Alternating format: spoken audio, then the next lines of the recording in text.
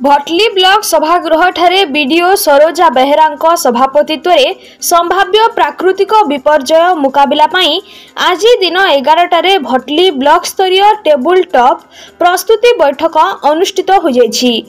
एथिरे ब्लॉक अध्यक्ष नित्यानंद प्रधान, एबीडीओ जोशराणी गर्तिया, सहकारी निर्वाही जंत्री रामजी धांसदा प्रमुख मंचासीन थिले। सर्वप्रथमे एबीडीओ जोशराणी गर्तिया एही सभार उद्देश्य ज्ञापन प्रदान करथिले।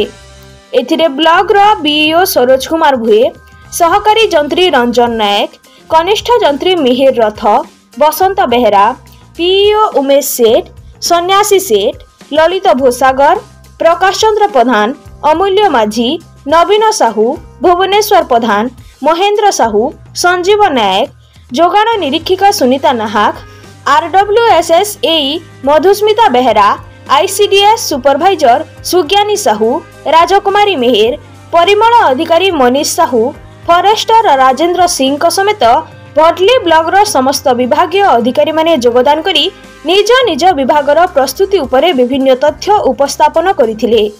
शेषरे एबीडीओ जोशराणी गर्तिया धन्यवाद देथिले।